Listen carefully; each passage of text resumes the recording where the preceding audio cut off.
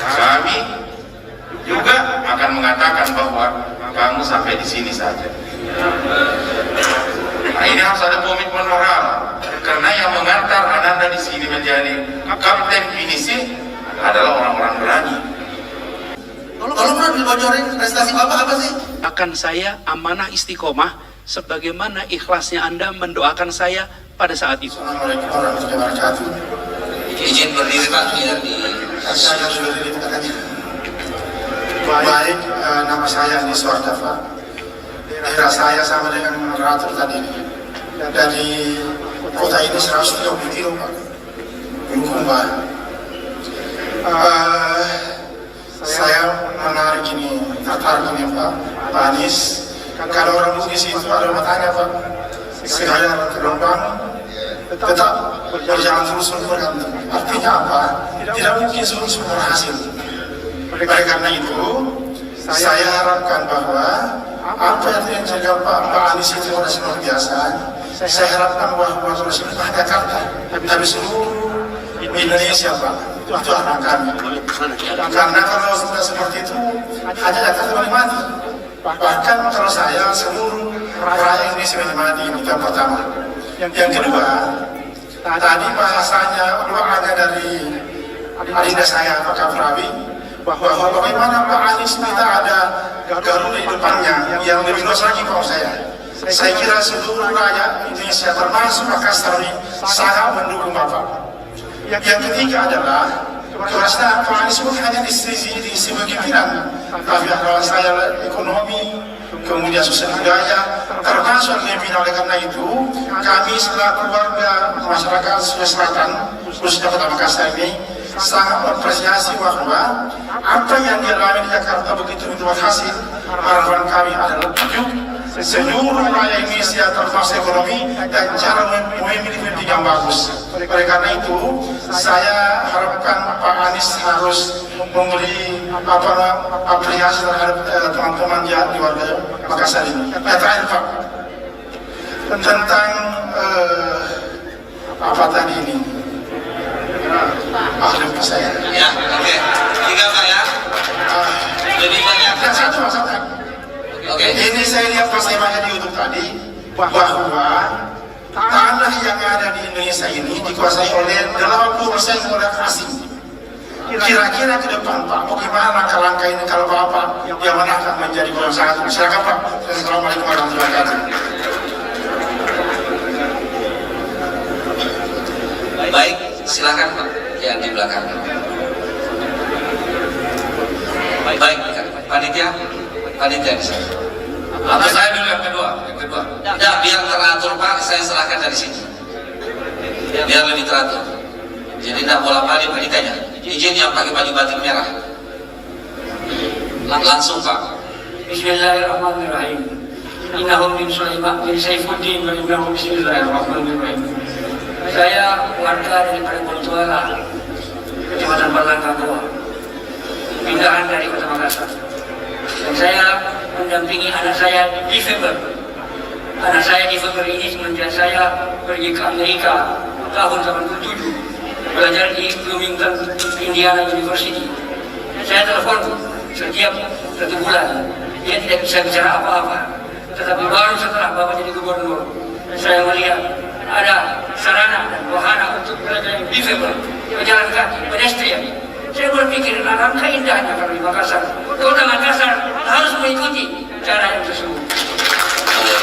Kedua adalah bahwa saya sebagai seorang pensiunan Badan Kependudukan dan Keluarga Berencana, janji daripada kependudukan pada zaman Soeharto yang mengirim saya belajar ke Amerika Serikat adalah bahwa harus ada yang berkelanjutan. Dan sekarang ini DKKBN disuruh mengurus masalah stunting, masalah urusan kesehatan. Kenapa dikembalikan pada zaman pertama kali Soeharto mengangkat Menteri Kesehatan, Profesor Dr. Suwarjono Sudaryangan, memang sudah ada. Nah, oleh karena itulah maka kita berpikir bahwa yang namanya keterpaduan itu bukan berarti terpadu terpaksa pakai duit. Terima kasih. Wassalamualaikum warahmatullahi wabarakatuh. Baik, maju ke meja VVIP di depan baju biru. Panitia depan sini. Ya, ketiga.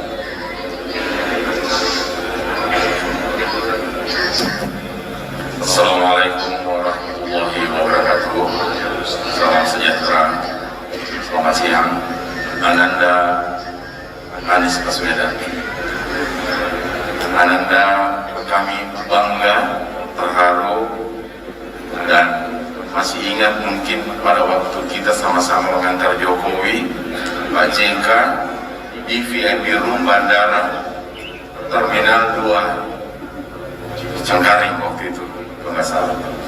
Waktu itu Jokowi mau berangkat umroh. Saya belum bilang Mas Jokowi. Kenapa? Saya sengaja flashback. Saya sempat menarik Ananda waktu itu.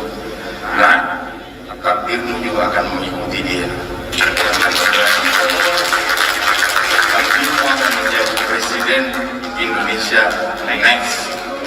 Insya Allah. Om punya pengalaman mengantar Megawati menjadi ketua umum DPP PDI di saat semua orang mengatakan mustahil, tidak mungkin. Saya wakil sekjen beliau, dan perjalanan sejarah akhirnya dengan hormat saya pamit sama beliau karena perbedaan ideologi dan prinsip. Tetapi yakinlah, saya pernah melalui badai mengantar seorang yang dari ibu rumah tangga yang tidak mungkin diprediksi orang menjadi apa-apa, akhirnya menjadi orang besar. Saya yakin Ananda pun demikian. Ada satu pertanyaan saya kepadamu, apakah kamu tidak takut? Mohon dijawab sekarang. Apakah kamu tidak takut karena kami berani? Apakah kamu tidak takut menghadapi badai ke depan? Ini bukan badai kecil, storm ini. Kami Pelaut Unggul Sulawesi Selatan itu tidak pernah berlayar dengan katinting. Kami selalu berlayar dengan pinisi menghadapi badai storm yang besar. Sehingga kami ingin menanya, karena Ananda akan jadi kapten dari pinisi yang akan digulirkan di sini. Kalau Ananda takut, kami juga akan mengatakan bahwa kamu sampai di sini saja. Nah, ini harus ada komitmen moral, karena yang mengantar Ananda di sini menjadi kapten pinisi adalah orang-orang berani. Yang ketiga, kamu punya modal besar. Ananda sopan. Ananda tidak pernah menghujat. 35 tahun saya mengantongi KTP DKI. Saya tinggal di daerah yang di tetangga saya semua. 20 tahun saya tinggal di daerah Pondok Indah, tidak ada yang kenal saya dan tidak ada yang saya kenal. Itulah Jakarta. Tetapi saya kaget kalau saya jalan-jalan, berapa kali saya ketemu Ananda di Pondok Indah 2, masih ingat mungkin. Itu dikerumuni oleh mereka yang saya tahu adalah pemakan uang haram, pasar rupiah. Dan kerjanya mereka ini bukan mencari apa yang menjadi prestasi beliau, tetapi apa yang harus beliau ceritakan sebagai kwitansi pembayaran gaji mereka. Tapi jangan takut, di Sulawesi Selatan ini kami orang-orang berani. Apalagi Om ini mah berani, tidak pernah surut. Jadi sekarang tolong dijawab, apakah Ananda ragu, takut untuk maju terus menghadapi badai ke depan? Itu aja yang saya mau tanya. Terima kasih. Baik, terima kasih. Luar biasa. Berikutnya ke beliau di sana. Oke, silakan Pak. Pak tadi diperkenalkan namanya. Silakan. Terima kasih. Assalamualaikum warahmatullahi wabarakatuh. Nama saya Baharudin Sologi. Profesi saya sebagai konsultan tata kelola pemerintah daerah dan konsultan pemberdayaan masyarakat. Saya sudah banyak mendorong Pemda untuk berinovasi agar pelayanan publik itu menjadi lebih baik. Tapi persoalannya kemiskinan ini tidak bisa berubah.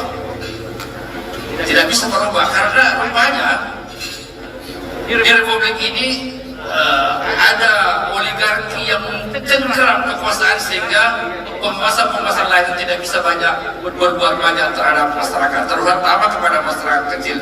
Pertanyaannya adalah, ketika Bapak ditakdirkan Allah Subhanahu Wa Taala dan Insya Allah nanti kalau terpilih jadi presiden, apa yang harus Bapak lakukan untuk menghilangkan kemiskinan? Di Indonesia ini kan ada 72% tanah, Pak. Itu hanya dimiliki oleh 1% penduduk. Jadi bagaimana kita bisa menuju ke persatuan tadi kalau keadilan itu tidak ada? Dan saya yakin kalau Bapak jadi presiden pasti ada strategi untuk melakukan reform sehingga masyarakat ini tidak tertati-tati di negara yang konon kaya raya ini. Terima kasih, mohon penjelasan Pak Anies. Assalamualaikum warahmatullahi wabarakatuh. Waalaikumsalam warahmatullahi wabarakatuh. Terakhir di sesi pertama, Bung Sugali.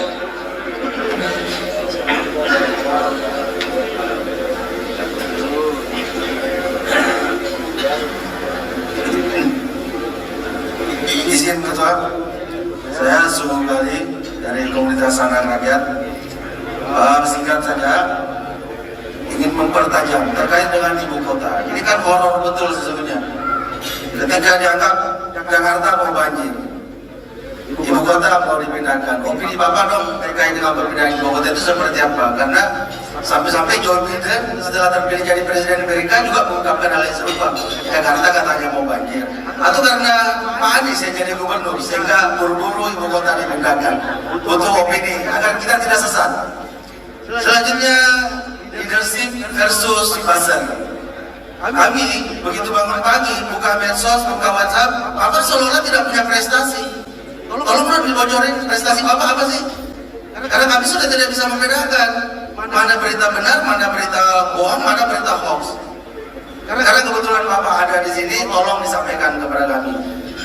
Karena sepertinya kalah leadership sama buzzer ini. Gimana caranya Bapak untuk keluar dari pusaran sesat seperti ini? Selanjutnya, kalau Bapak ditakdirkan untuk menjadi pemimpin di satu negara nantinya, Bapak punya komitmen tidak menjamin yang namanya kebebasan?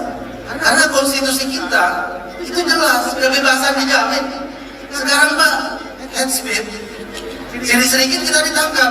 Saya mohon maaf, seandainya bannernya di depan itu tidak ada warna-warna birunya, kami sebenarnya agak takut-takut bicara Pak.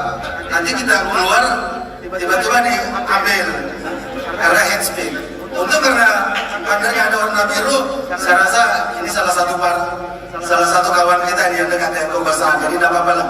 Kita bicara, ini pasti kita bebas. Kebebasan itu penting Pak.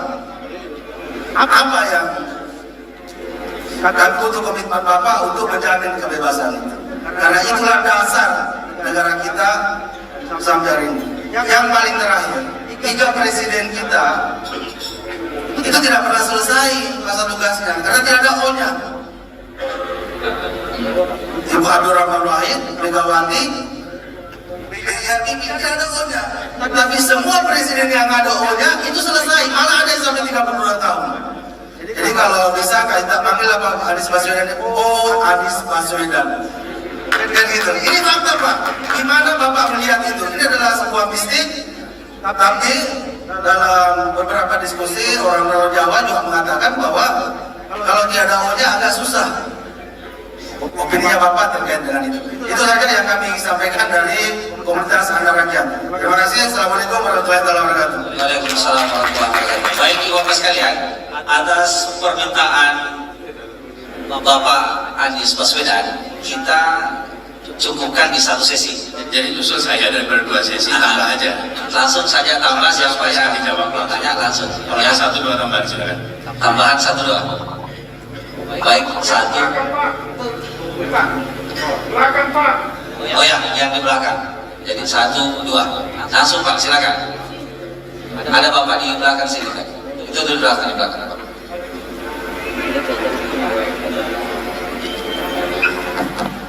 Baik, Assalamualaikum warahmatullahi wabarakatuh. Perkenalkan saya Muhammad Furkan dari Makassar. Satu saja pertanyaan untuk Bapak Anies Baswedan. Kita tahu selama 10 tahun periode kepemimpinan Bapak Jokowi, utang negara cukup banyak, bahkan terbilang besar. Pertanyaan kami yang real, bagaimana kiat Bapak mengurangi bahkan meniadakan utang tersebut bila mana Bapak Anies Baswedan terpilih sebagai presiden? Terima kasih. Baik, terima kasih. Assalamualaikum warahmatullahi wabarakatuh. Saya Pak, tugas pokok sebagai dosen Fakultas Teknik Universitas Muslim Indonesia. Kedua, sebagai Ketua Asosiasi Kelistrikan Indonesia, yaitu AKMI, Asosiasi Kelistrikan Menggangal Indonesia. Saya mempunyai 6 area Ketua DPC dengan 24 kabupaten kota Sulawesi Selatan. Jadi berapa kontraktor, berapa pekerjanya, berapa anaknya, berapa istrinya, pasti memilih Pak Anies. Kalau Ketua DPP perintahkan, pilih Pak Anies. Tapi saya mau punya komitmen Pak, karena akhir-akhir ini Pak, kasihan kontraktor, setengah mati Pak, tidak ada pekerjaan. Apa mau bekerja? Karena ada COVID. Nah ini, jadi sudah 2 tahun ini saya juga mengalami Pak. Semua ketua-ketua DPC, bagaimana Pak Ketua sedang? Saya tidak ada. Jadi itu, jadi insya Allah saya akan perintahkan juga kepada seluruh mahasiswa agar mencari sistem, mencari keluarganya untuk memilih Pak Anies. Saya jamin Pak, dia mau memilih Pak Anies, tidak kasih lulus kok. Baik, saya kira sudah ditangkap ya pesannya Pak. Tunggu dulu. Kemudian saya ungkapkan dulu kepada Pak Anies, mudah-mudahan Pak tidak akan lama akan Bapak jadi presiden. Dan terus terang di sini ada pasukan khusus saya dan datang juga. Oke, sudah ditangkap ya. Oke, Terima kasih. Silakan Pak Anies. Ya, ini. Terima kasih buat semuanya yang ikut partisipasi. Ini tadi pertanyaan tentang tanah kita dikuasai asing, tanah kita dikuasai sekelompok orang. Terus sekalian, ini adalah hal yang harus dibicarakan secara terus terang. Jadi tadi pagi juga saya ketika ngobrol dengan teman-teman di kami, saya sampaikan bahwa sebenarnya tidak ada hal yang tidak bisa dibahas secara terbuka. Semuanya bisa kita bahas. Tinggal kita katakan kepentingan nasional kita itu apa. Kalau kita tidak bisa merumuskan kepentingan nasional, yang kemudian kita terombang-ambing dalam setiap percakapan mengenai investasi, mengenai tanah, dan itu terkait dengan penguasaan apapun juga, apakah perusahaan, apakah tanah, apakah teknologi, itu kita harus bisa melakukan percakapan setara dengan semua pihak. Indonesia punya pengalaman itu, cuman akhir-akhir ini kita tidak banyak menerapkannya. Dulu kita ini didirikan oleh orang-orang yang bisa berbicara dengan pihak internasional, pihak asing dengan setara. Dan jangan pernah mau kita direndahkan. Jangan pernah mau direndahkan, karena kalau direndahkan begitu kita harus jawab. Jadi cerita anekdot, saya cerita sedikit boleh ya, anekdot. Satu ketika saya ini dalam perjalanan ada kepala ketua DPR Kerajaan Belanda itu datang ke Indonesia mau mengunjungi Jogja yang habis bencana alam gempa bumi.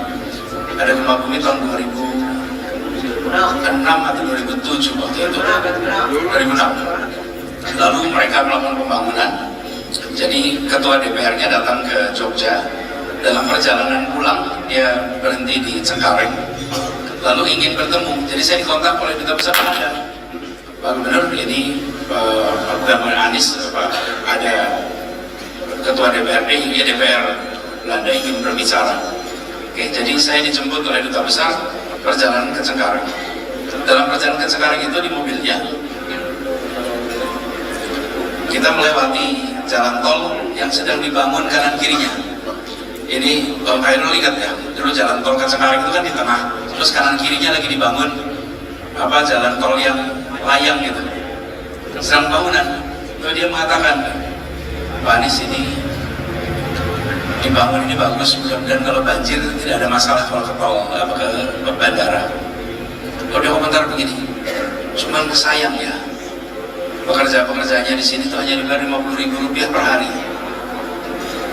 Waktu itu tahun 2007-2008 mungkin 2007. Saya mendengar begitu, saya jawab, alhamdulillah mereka sekarang kalau membangun jalan itu terima gaji.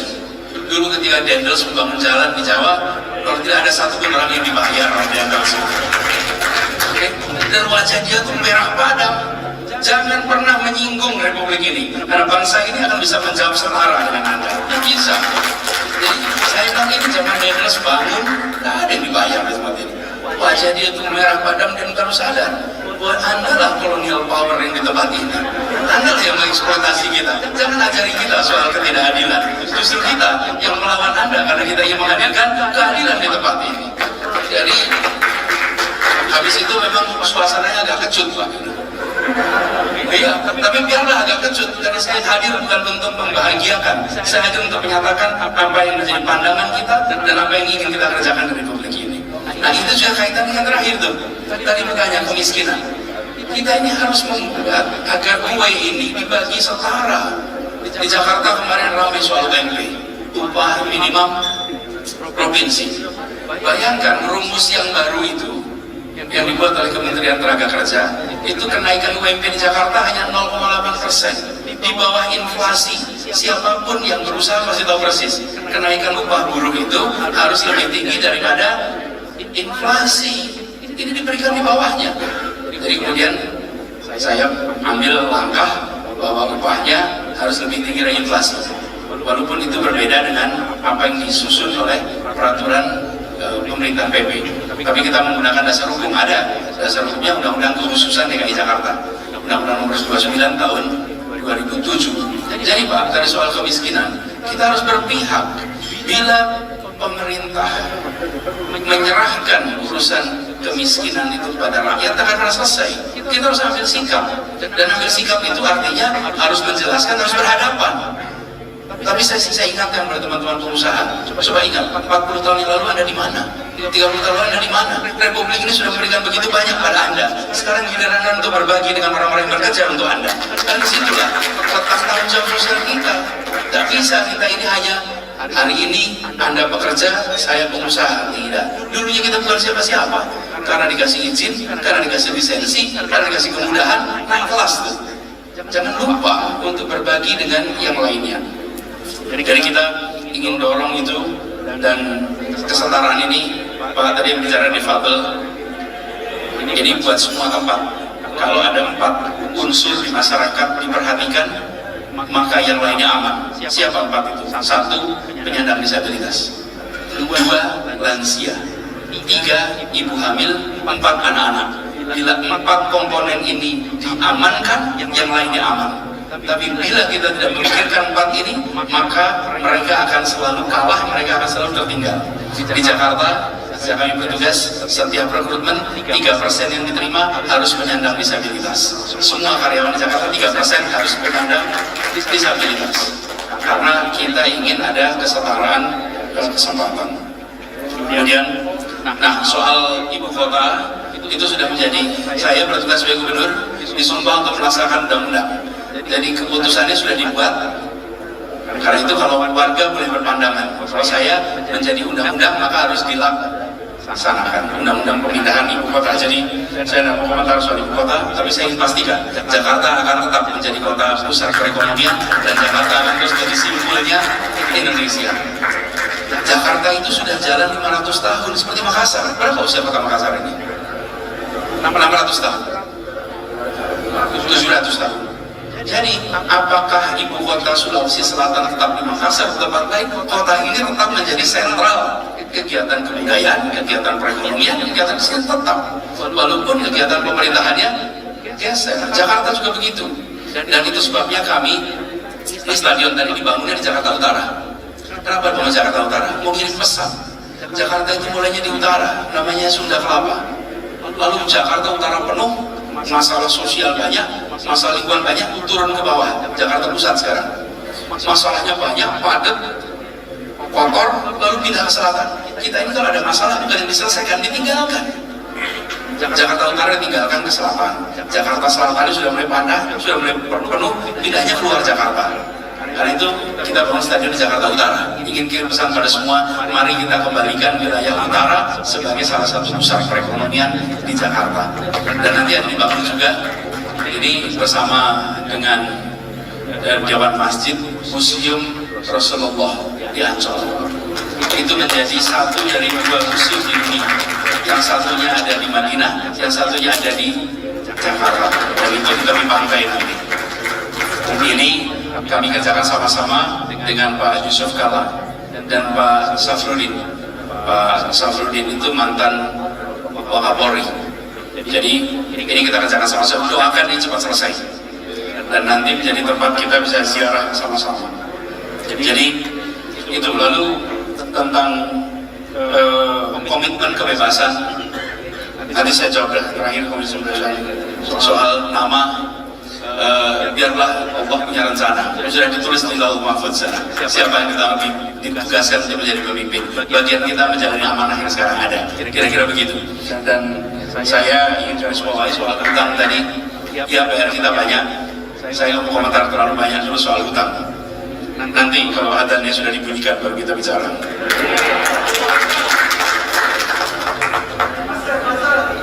Oh Bazar, begini.